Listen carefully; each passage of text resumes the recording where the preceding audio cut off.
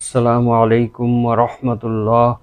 ইন্নাল হামদালিল্লাহ ওয়াসসালাতু ওয়াসসালামু আলা মুহাম্মাদিন ওয়া আলিহি ওয়া আসহাবিহি ওয়া মা ওয়ালা, আম্মা বাদ। সম্মানিত দর্শক শ্রোতা, মুসলিম ভাই ও বোনেরা, মহাগ্রন্থ আল কোরআনের আজকে ৬৩তম পর্ব শুরু হতে যাচ্ছে। সকলকে স্বাগত জানাচ্ছি।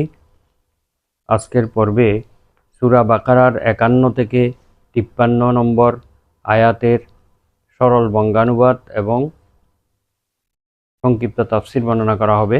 চলুন আমরা শুরু করি। আউযু বিল্লাহি মিনাশ শাইতানির রাজীম। বিসমিল্লাহির রহমানির রহিম।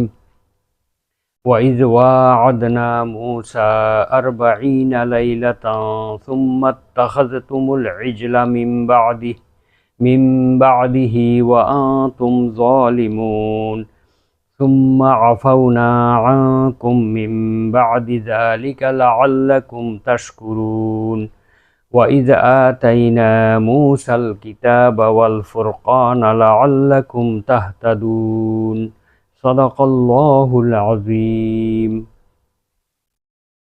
মহান আল্লাহ তাআলা ইরশাদ করেন, হে রাসূল, স্মরণ করুন সেই সময়ের কথা যখন আমি মূসার সাথে ৪০ দিনের ওয়াদা করেছিলাম।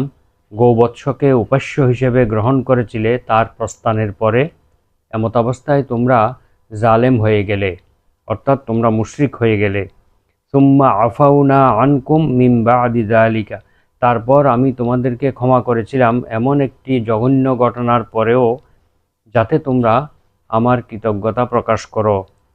আরও স্মরণ করুন সেই সময়ের কথা যখন আমি মূসাকে কিতাব দান করেছিলাম এবং সত্য মিথ্যার পার্থক্যকারী দান করেছিলাম, যাতে করে তোমরা হেদায়েত প্রাপ্ত হও। এ হচ্ছে ৩টি আয়াতের সরল বঙ্গানুবাদ। এই ৩টি আয়াতে মহান আল্লাহ তাআলা বনী ইসরাইলদের প্রতি তাঁর অনুগ্রহের কথা স্মরণ করিয়ে দিয়ে বলেন যে, তোমরা স্মরণ করো সেই সময়ের কথা যখন মূসাকে আমি ৪০ দিনের জন্য ওয়াদা করেছিলাম, ৪০ দিনের অঙ্গীকার নিয়ে করেছিলাম আমার কাছে আসার জন্য। আর এই সুযোগে তোমরা একটি গোবৎসকে তোমরা উপাস্যরূপে গ্রহণ করে তোমরা জালেম হয়ে গেলে।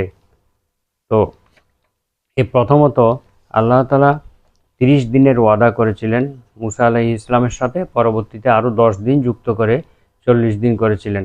এ আয়াতে পুরোপুরি ৪০ দিনের কথা বলা হয়েছে, কিন্তু সূরা আল আরাফের ১৪২তম আয়াতে আল্লাহ তাআলা প্রথমত ৩০ দিন, পরবর্তীতে আরও ১০ দিন যুক্ত করার কথা উল্লেখ করেছেন।